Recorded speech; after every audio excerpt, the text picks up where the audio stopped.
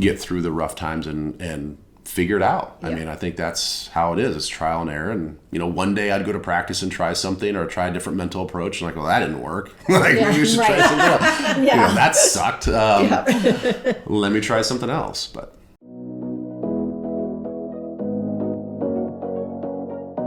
hello, and welcome to the Art of Living Well podcast. I'm Stephanie Mae Potter, and I'm here with my co-host, Marnie Dotches-Marmette. We created the Art of Living Well podcast to empower you to live your happiest, healthiest, and most authentic life. Each week, we will bring you inspiring and motivating conversations covering health and wellness topics, including fitness, mindset, food, travel, product reviews, and strategies from a variety of experts, including our own bank of knowledge. We are excited to educate, motivate, and inspire you to change the way you perceive health and discover your art of living well. Get ready to feel inspired.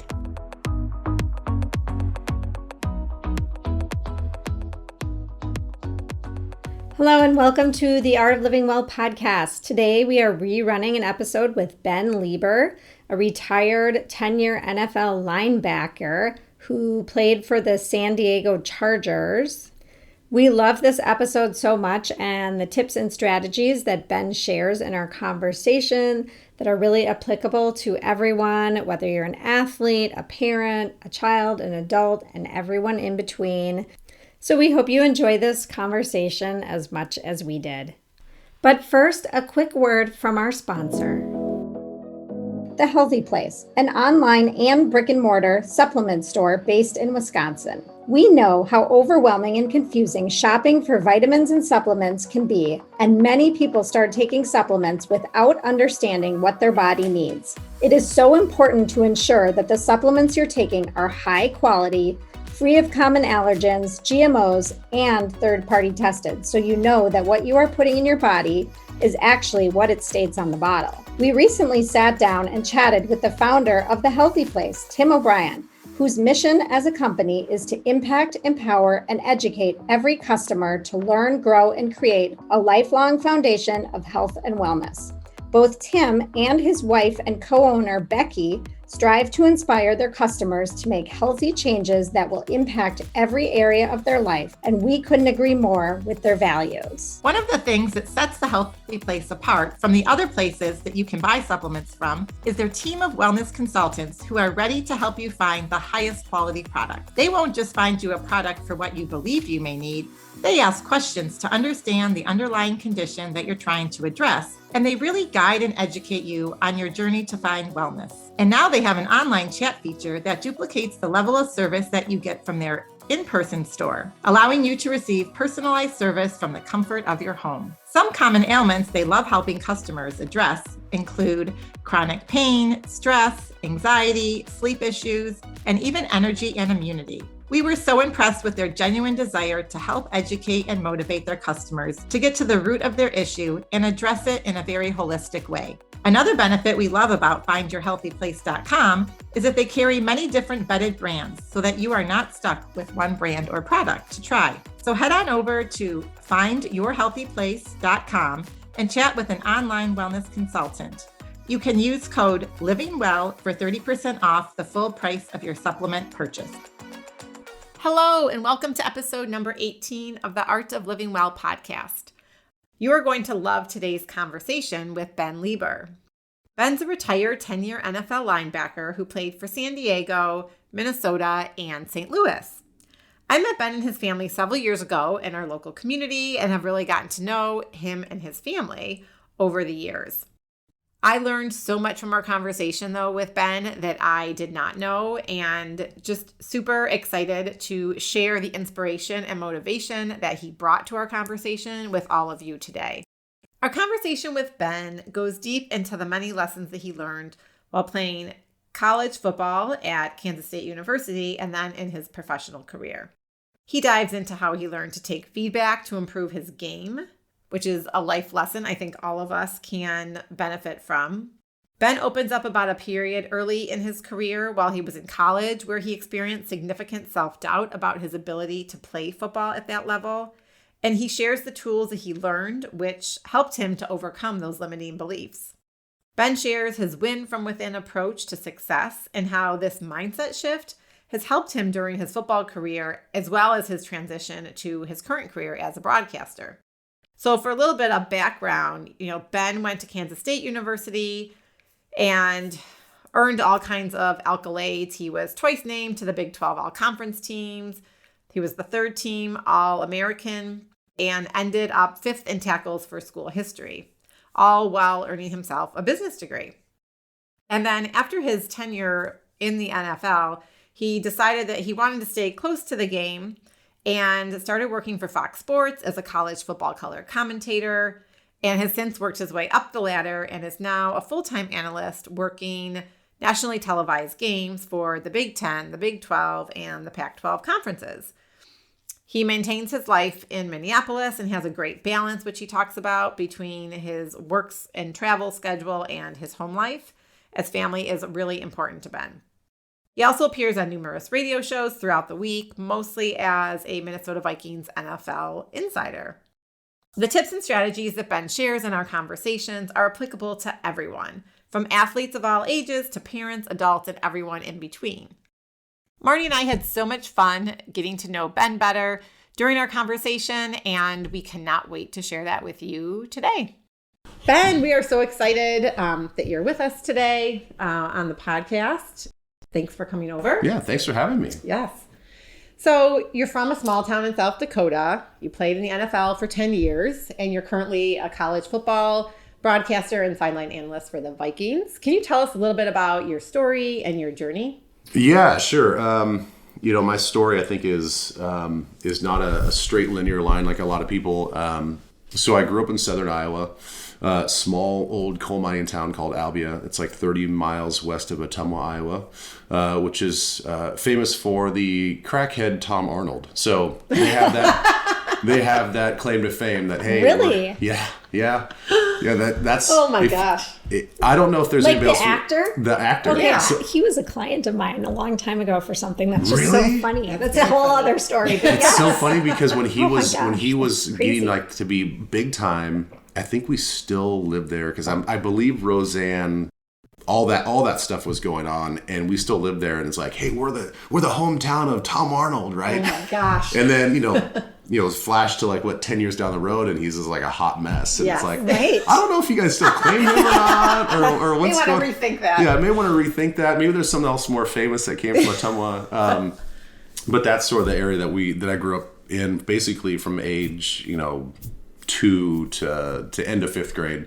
My dad was my high school principal, so he took a principal job in Vermillion, South Dakota, and then I lived there from 6th grade all the way through high school.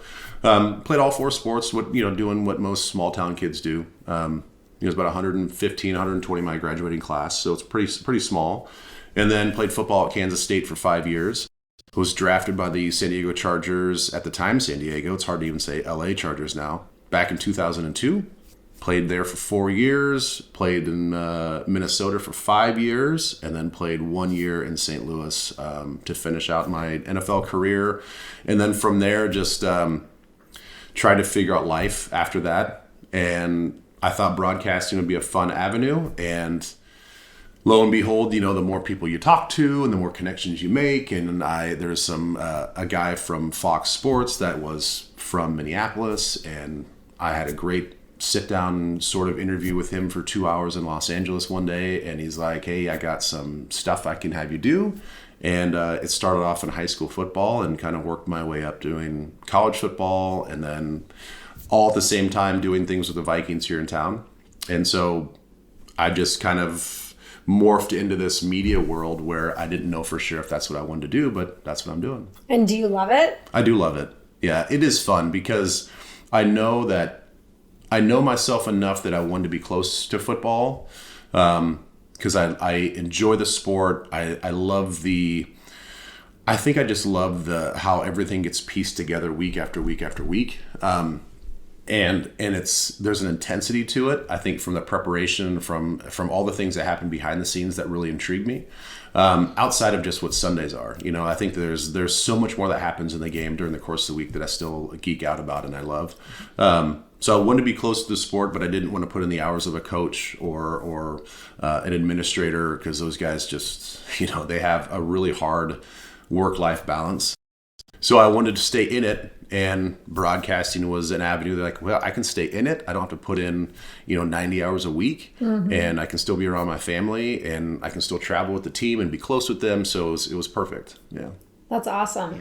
So you had mentioned to us before we started the interview about how in your college days you had some moments of self-doubt, and what tools did you use to overcome that, and how can you tell us more about it? So my freshman year at K-State, we were getting ready to do our first padded practice. We had gone through a couple of practices where you're just like in helmets and there's no real contact, and we were getting ready for our first padded practice. And I'd been practicing.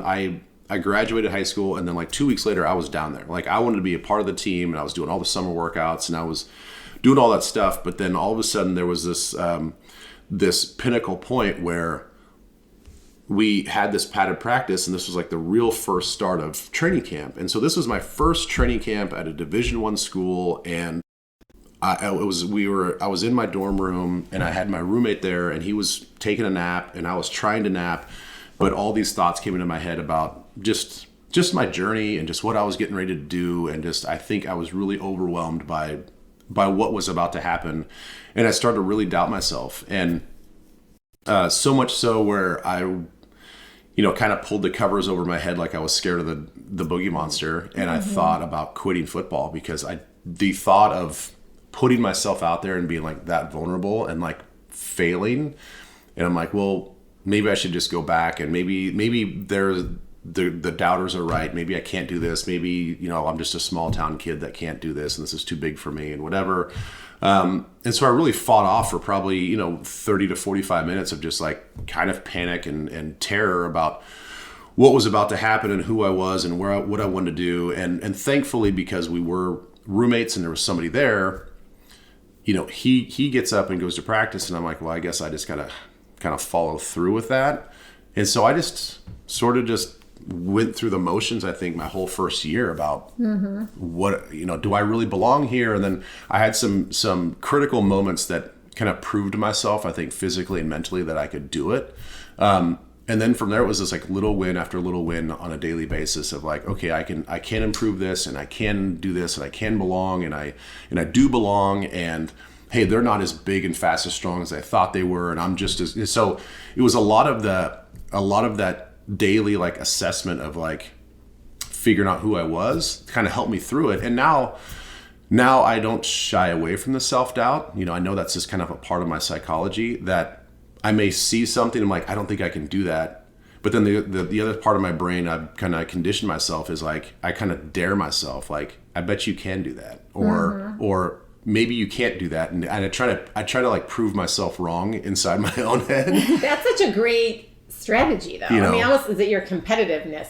Yeah. Internally. Yeah, I don't know what it is, and the funny thing is, when I talk about this openly, I never knew, and I think we all see it with our own kids, right? They will talk about things, and you're like, hey, we all think that, and you feel so alone in your thoughts, and then when you actually verbalize them, you're like, oh my gosh, well, there's a lot of other guys that kind of have the same self-doubt or went through the same similar story.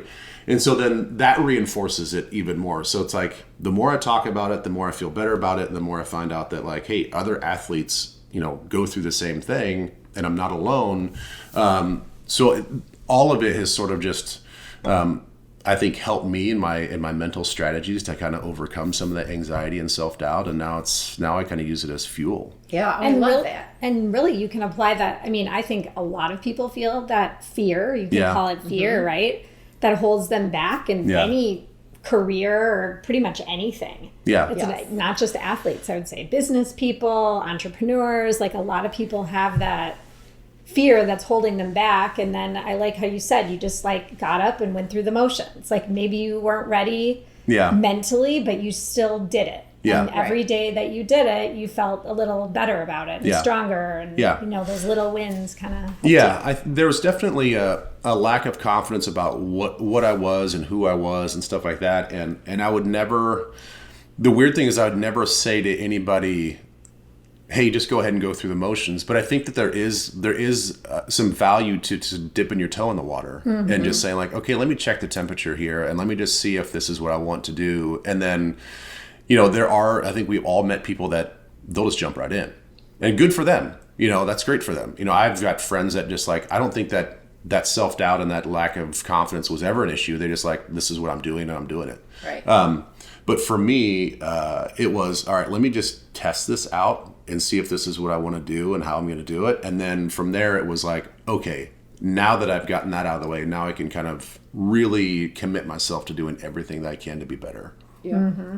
And you kind of mentioned, like, I don't know if I'm putting words in your mouth though, but people maybe said something to you like, oh, you're from a small town, or you can't get to the, play big football or the NFL. And so was there something like going back to when you were younger? I think I'm glad you brought that up because, I think that there is this, I don't want to like totally crap on all small towns, but I do feel like there is this mentality in small towns because I grew up in two of them, and I did hear that in the back of my head. When I was, as a child, just kind of being observant and just hearing. You just hear things, right? And I think the one thing that always kind of came to the top was small town people aren't meant to succeed. Small town people don't want somebody from the herd to be different. They want everybody to be the same for whatever reason. I don't know why, but that's the feeling I got. And then there was a time when I was in Vermilion where I was getting attention because of playing football and being active in sports and being better than some of the kids. I had one of my own teammates, excuse my French here, he goes, "Who the fuck do you think you are?" Mm-hmm. Wow. And I'm like, well, and I never really thought about it at that point, but when it was so frontal, it's like, well, I'm not trying to act like I'm better than you guys. Like I'm trying to handle this with humility and just like continue to work hard and just keep my head down. But there was this like idea that they felt somebody was breaking off from the group, and either it made them look bad or they didn't like the way I was handling it, and I didn't think I was handling it in a bad way. But so when I was in my dorm room, like all those thoughts were going into my head of like, who do I think? Like, do I really deserve this? Is it really okay for me to be going to do this and being successful? And like to a point where like, why do I feel ashamed about finding success? But I think that there was something subconsciously where I heard this through my life that I wasn't supposed to be there, and they were just kind of waiting for me to fall back down and go join them back at the local bar and talk about our high school days. Yeah. I can relate. Yeah. What about your parents? Did they support you along the way? 100%. I mean, I think that's in the end kind of what got me through. I had two older brothers, and both of them were athletically talented in their own right.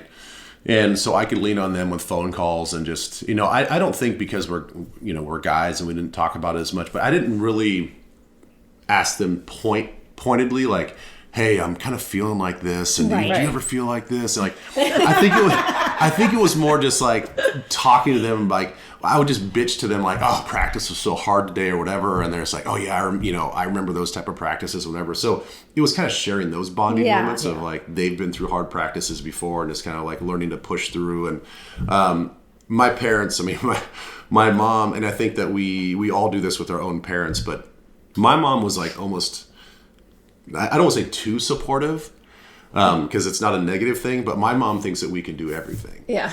But you can. And that's the same thing I tell my kids. Right? Yeah. And that's the mindset you want. And that's the mindset you want. But it's just so funny because, my mom's just always just like, so who's going to be the doctor? Who's going to be the lawyer? Who's going to be this? And it's like, and so. I love that. Yeah. And it's great. And so thankfully I had a support system and like that to kind of get me through it. But I don't know. You never. I never looked at my parents as somebody I can emotionally sit down with and say the same thing I was talking about with my brothers. Like, hey, I'm kind of having these thoughts. Like, how do I navigate this? Right. Yeah. I always just knew that they're going to be there for a hug and like, for them to tell me that they love me, and that's about it. So I really just kind of had to figure it out on my own. Well, and clearly you did. Yeah, I guess thankfully. I mean, But I guess I was always one of those kids, and this is a testament to my parents, that I always wanted just to get out. Get out of the small town. Yeah, I always knew I wanted to go to college someplace else. Yeah. Like I always knew that I wanted to go do something else, and I was always like trying to be as independent as possible. Like I knew how to do laundry when I was in college, and not a lot of kids know how to do that. Like Right. I'm okay doing that. I'm okay fending for myself and being alone and going to dinner by myself. Like I'm fine doing that. So I think I was ready. Mentally, I think I was ready to get out of the house, but I don't think I was emotionally ready as much as I thought. And then, because of their support system and knowing that they always had my back, I was able to sort of get through the rough times and figure it out. Yeah. I mean, I think that's how it is. It's trial and error. And, one day I'd go to practice and try something or try a different mental approach. And like, well, that didn't work. Maybe you should try something else. That sucked. Let me try something else. But yeah. No, that's great. It's a great story. I think everyone has to kind of go through those moments to really, succeed in whatever it is you want to do in life. Yeah. And I think, I have a freshman in college right now, a boy, and I think that those are normal feelings for all first year college students leaving home. Yeah. You have another layer being a college athlete and having, expectations on this D1 football team, obviously, but I think that most college freshmen experience those feelings.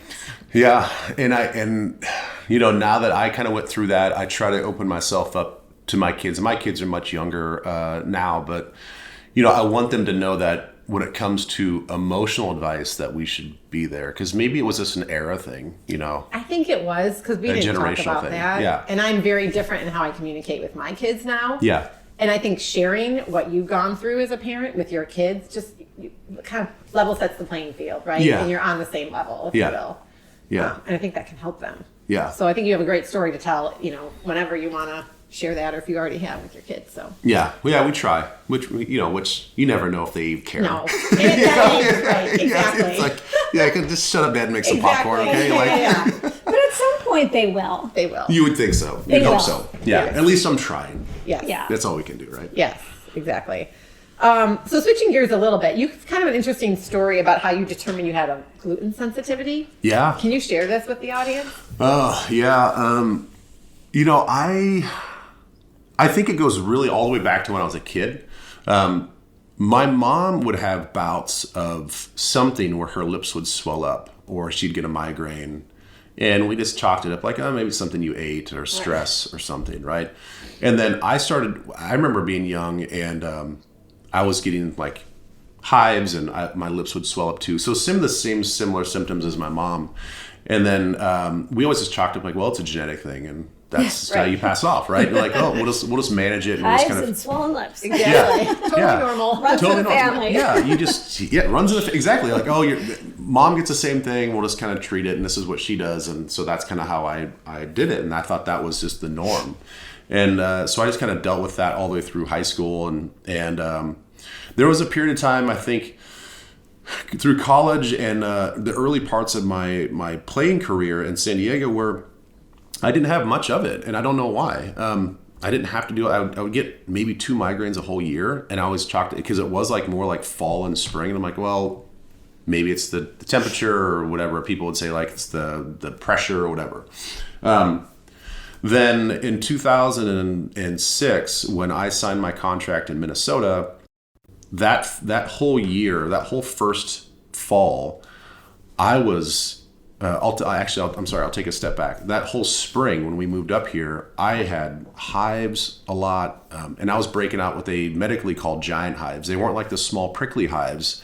They were like big welts, and they would like happen all over my body. And then my lips would swell and stuff. And I remember my wife and I were driving from San Diego. We were actually making the move to Minnesota, and where there's one night in some crappy motel that we were staying at, and I took my shirt off and my whole body was just full of these like big giant hives. And she's like, what is happening? I'm like, I don't know, man. And so I went through that season just kind of navigating that, and like they'd come and go, and I'd take an Allegra or something, some sort of antihistamine, and they go away. But there was one time at the end of the season where I'm in meetings, and I woke up that morning with like kind of a swollen lip, and I can feel it starting to tingle and stuff. And then it moved down to like my jawline, and I'm sitting in meetings, and it was like going down to like my neck area. And so I go to the trainer. I'm like, dude, I woke up with this. What's going on? He's like, that's really close to your throat. Like, let's EpiPen you now, and get this calmed down. So they EpiPen me. I chill out for 15 minutes while the adrenaline kicks in, and then I go to practice. I do the regular day. And that was the point where like, I have to figure this out. Like, I can't live life like this anymore. So I went to a whole bunch of doctors. Like, they got me down to the Mayo Clinic. They did all these things for me, and nobody could answer any questions. They would say, well, 2006 was pretty early on. Yeah. And so they did the standard like skin test, and they're like, well, it could be this. We can't really pinpoint it. And the Mayo Clinic basically just, they flat out told me, keep taking your Allegra, and that's all we can do for you. And you'll probably grow out of it. Yeah. And I kind of gave him double middle fingers as I left Rochester. And I'm like, screw you guys. Yes. Like, you guys are supposed to be the best in the country, and you can't tell me what's going on. Cut to a couple months later, a friend of ours is sharing a story about their own daughter and a dairy sensitivity and whatever. And so they suggested this functional medicine doctor in town. And so I go to him. He's like, let's get you a food screen. What do you know about leaky gut and all this other stuff? Because he went through my whole medical history. Mm-hmm. And he's like, and at this time, I knew nothing about this world. I didn't know anything about like functional medicine or whatever. And he kind of tells me, 70% of your immune system's in your gut, blah, blah, blah. And he's like, so as a player, we're taking anti-inflammatories on a daily basis, we either through injection or through prescription. And so I was basically, as he goes through it, he's like, you've been on a prescription anti-inflammatory for the last 5 years of your life. And I'm like, yeah, pretty much. I'm like, that's kind of what it takes, right? Like, and he goes, he's like, I'm going to guess without even doing any more diagnosis, like your gut is destroyed. Like, so let's do these tests or whatever. Come to find out that I was allergic to wheat. And he's like, do the 2-week deal, stay off of wheat, go gluten-free, and then test it some morning and just have like 2 pieces of wheat bread for breakfast. And sure enough, hives came back. I got a swollen lip that day. And he goes, that's it. Stay. He's like, I go, so how long is this going to last? He's like, I don't know. Let's just do it for as long. And that was the start of me going on my own self journey of like, so the things I put in my body can really affect me as a person, my mental state, my physical state, like my body's clearly reacting. So I've been gluten-free since 2006, basically. And, I haven't really missed it. Isn't that funny how you stop missing it though? I'm sure you can find other foods, and right now there are so many. Well, now there's so many things. There's so many ways. Options. Yeah. Back then, it was probably a little harder when you started in 2006. Well, and I think that when you see immediate results, I think that's the biggest thing, and that for me, for anybody that's ever gone through anything like that or similar, like the fear of the unknown is so much on your mind. Like every day at practice, I'm wondering like, am I going to get a swollen lip, or am I going to get hives today? Or, can I go to this event? Right. And if I feel my lips start to tingle, does that mean I'm going to get a swollen lip? And like, you're kind of like thinking of an exit plan or like whatever. Right. And so just having that peace of mind of like, I just avoid this and I won't have to deal with the consequences anymore. I'm like, so that made it so much easier to be like, no, that yummy looking steamy sourdough bread that's on the table at the steakhouse, I really want it. I really want it with the salty butter, and I just like, I really, really want it. But like, the results. I know the results, and so and it was really immediate, and so that's been pretty easy to be like, all right, I know that my body, maybe it's just more sensitive than other people, but I got to treat it differently. Exactly. So I have 2 questions about that. Yep. What about your mom? Did she also cut out gluten? We talked about it, and no, she didn't. I've offered like my whole family. I'm like, I will buy you guys this blood test. Like I believe in it so much, and I think it's more than anything else. It's peace of mind of knowing that okay, I'm in control. I think so much of the way we live our lives is we just kind of like, without even thinking, like this is just the way things are, and this is just the food we eat, and we're just conditioned to do this. I'm like, well, but if whatever you're dealing with is like food related or in your control, why wouldn't you want to take control? And so Like our middle brother he gets migraines and stuff too, and I keep telling him, like, I swear it's stuff that you eat. Right. And my mom, same thing, but they're not ready. They're not ready for it. And family can be tough. I mean, just speaking, I was just curious if your mom still got, had the hives. I think she still does, but that. she really is. I think as most older people do, she just doesn't eat as much, and so I think that her whatever inflammation was going on in her gut probably is better now because she's just not feeding it all the time.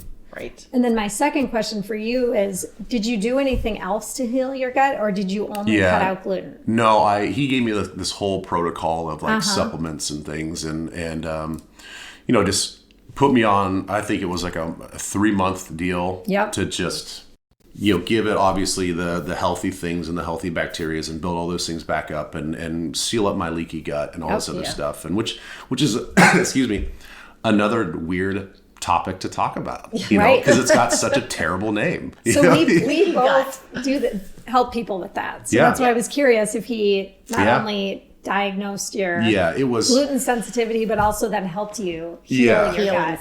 No, I think my wife Abby got kind of annoyed with it after a while, because I was like, no, I gotta. It's like I got this concoction of like different powders and whatever, and she's like, you really think that's working? I'm like, I do. Like I think it's working. Right. And it's all about you. Your quality of life improved after. So. And you said you still eat popcorn. I do still eat popcorn. Popcorn is like my thing. Yeah. That's like my jam. I love popcorn also. I know. Yes. I know. Popcorn's yummy. Yeah. Popcorn with coconut Thankfully, oils. there's no gluten. Right. Yeah, exactly. But I've even had to tell myself, like, okay, I'm eating way too much corn lately. I just got to stop. Yeah. So I've even I need to cut back on that. Yeah, I know. That doesn't bug corn with is me not either. with most people, actually. I know. Corn is I know. a good thing for most people. So pick when you're going to indulge. So what about your workouts? How do you work out? Like, how do you stay fit? I don't work out nearly as much as I'd hope. Excuse me. I box. I have an at-home gym that I do most of my weights on. We have a Peloton. I have a Peloton. We just got it. I love it. It's so great. I'm obsessed with it. Well, the funny thing is, my wife had been wanting it for like a year, and I wasn't paying attention like what it really was. I go, it's an exercise bike. Like I got her spin bike like 10 years ago. I'm like, we have a spin bike downstairs you never use. I'm like, what is the difference? And she's like, it's different. And she'd like try to explain. I'm like, all right. So Valentine's Day, I finally got one. I ride that damn thing more than she does. Yeah. Who's your favorite instructor? Leanne Hainsby. Oh, I haven't tried her. Leanne Hainsby she's from the UK. Okay. Well, I would love that accent. I'm going to look her up. Yeah, she's great. Have you tried Robin? Or I don't know how to say it. Arzone? Yeah, she's my favorite so far. She was my jam for, I would say, the early parts of it, and then I've switched up with Leanne lately. But I'll go back to Robin's. I think Robin's workouts are harder than Leanne's. She's hard. That's why I like it. She's a butt kicker, man. Yeah. I'll get done with, they ask you the metrics at the end. Yeah. And I'm like, that was a 10. Yeah. Like, how hard was that? I'm like, that one was a 10. That was a 10. Okay, yep. I need to lay down for a second. Yeah. But I don't push myself that hard, so I like having somebody else. Well, how long do you ride? Like, what's your average? So I've been doing like 45-minute rides. See, if I'm a 20 to 30 minute. That's all I can do. Okay. I think because of football conditioning, I'm mentally conditioned to like do things fast, anaerobically, and be done.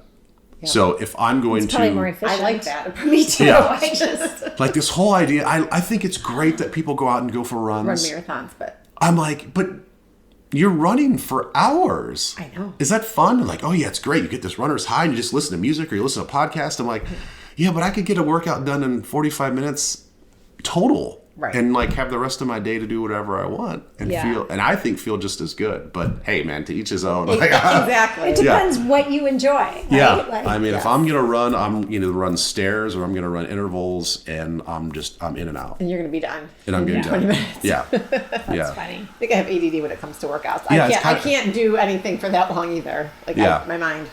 Yeah, and that's so to kind of finish up that thought. So I took up boxing. Years ago, probably 6-7 years ago, because I got a bad knee, and And I just didn't want to do stuff that's pounding. Like I tried a whole bunch of different exercises. Like I tried going to the basketball league with the guys and playing basketball and do that thing. But my knee just couldn't handle it. And I would just lay awake at night and with my knee throbbing. So then I found boxing, and it was like, wow, it's really virtually no impact on your lower body. And you look at any boxer on TV and you're like, well, those guys are like ripped, like they have like no body fat. I'm like, well, there's something to that cardio workout. So I tried it and I love it. It's like learning a new skill. Mm-hmm. So I think it challenges my brain when I work out. And, again, I'm done in an hour and I get like this awesome workout where I'm just sweating my face off. So yeah. That's all I do. That sounds great. And then you got to run around with your kids. So there you go. Yes, exactly.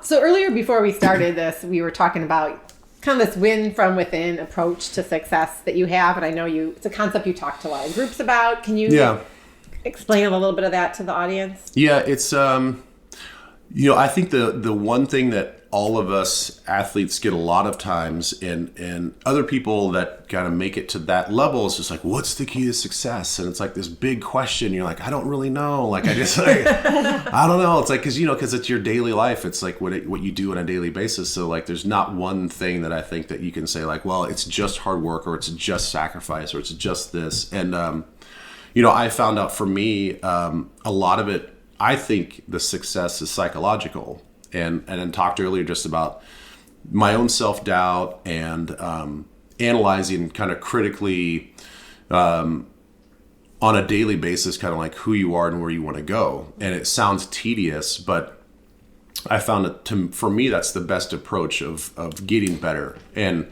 I think success is it comes down to one thing. It's improvement. Like how can you improve every day? And in the football world, I think it surprises a lot of people how much feedback that we get as football players, and how much work we put in on that level. We get our practices filmed every day, and our daily routine is at about 4:00. We break down that practice film in a group setting. So you're in with your coaches and your peers, and keep in mind, again, I try to like compare it and put it in other people's wheelhouse that. Imagine your sales floor or your group of peers and you're at work all to get together at 4:00 in the afternoon, and it's your friends, but it's also people that are competing with you, and they all get in a room and they watch your day's work, and that's what happens to us as football players. Is we're going to watch practice. And we are analyzed critically, all the goods and bads that happen, and it's verbalized to us sometimes in a not so nice way, in a very blunt and honest way. Sometimes there's yelling, and sometimes there's 4-letter words, and it's like very frontal. So it can be really, really hard. But being conditioned to do that, I've found that that's the only way I think that you can ask for personal growth and improvement is. I know what I did wrong today, so I know how to improve tomorrow. And I just think that a lot of it really comes down to your psychological approach. Can you handle the feedback? Can you not take it in a personal fashion? Can you really take those nuggets and bits and pieces and try to apply it to the next day? And there's a level of mental courage that has to come with that.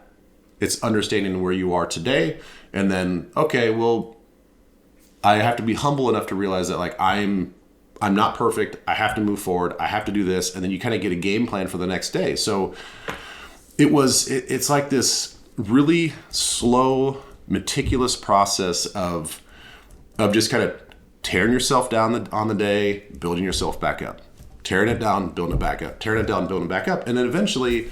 And hopefully if you're doing things the right way, and especially in the football world, if you're healthy and you're not injured, you end up getting better. And so there's not a magic formula other than just really analyzing on a day-to-day basis. And almost in a weird way, you have to do some self-reflection at the end of each day. And I know that sounds so, I guess, different in this day and age, but I ask people when I do these talks of sit down at the end of the night for 5 minutes and go through your head about and do what we would do as football players at 4:00 every day and break your day down.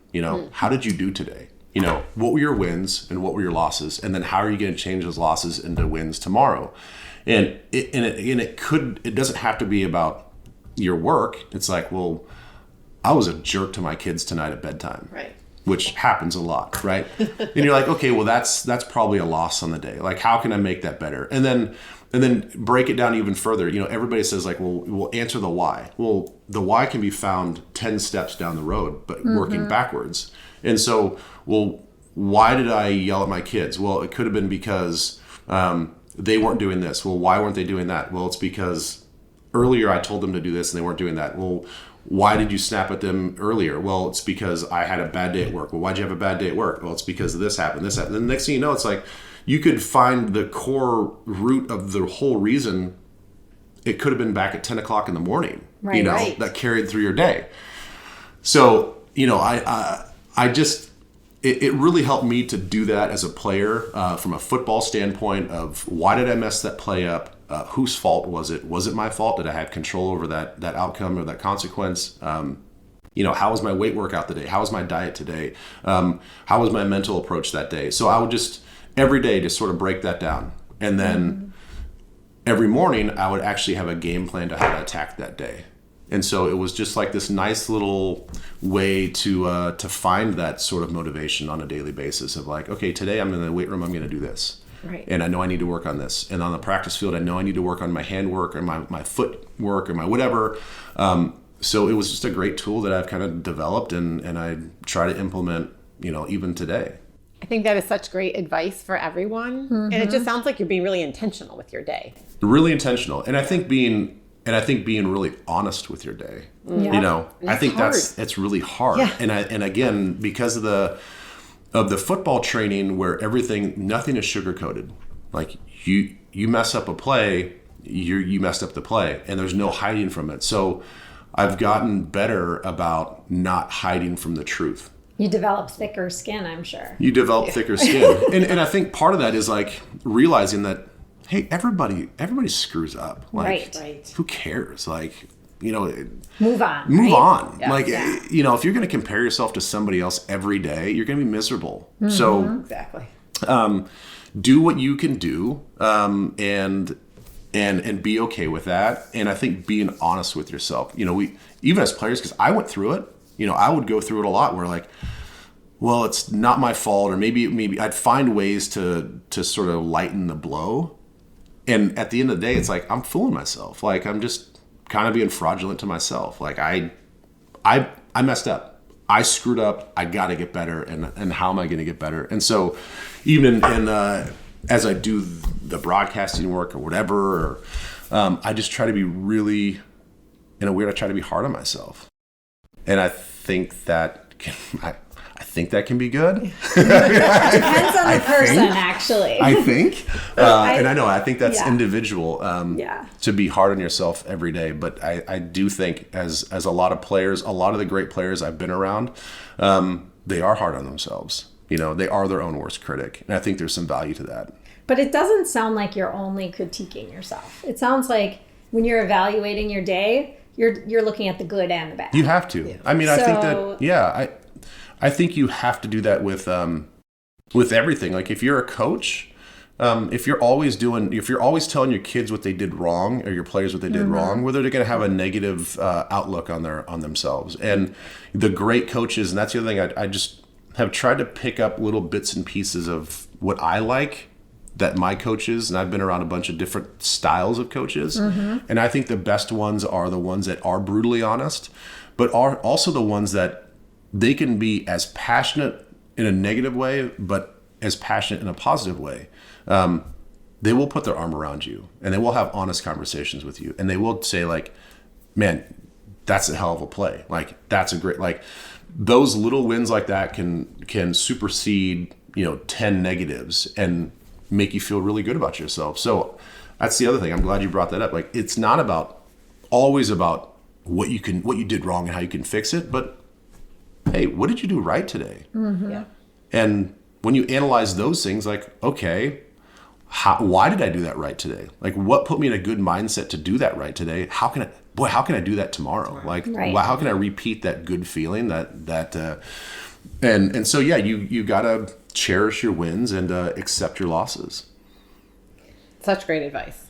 And where can people find you during season and off season? Usually at my house. I'm kidding. I think outwardly on Twitter, I'm at Nacho Liber. Nacho. So Nacho is a nickname. Yeah, it's like, where did that come from? So Nacho is a nickname that a teammate of mine, Jared Allen, gave me because of the movie Nacho Libre, which I've only seen the movie once. So it's not like I'm a huge fan, but I think it just sounded good. So he'd always call me Nacho, and then it kind of caught on, and everybody around the Vikings facility would just call me Nacho. I mean, that was just like my nickname. So you're known as Nacho. Yeah. Okay. Like if someone yells down the hallway, "Hey, Nacho," they're talking to you. Yeah. Okay.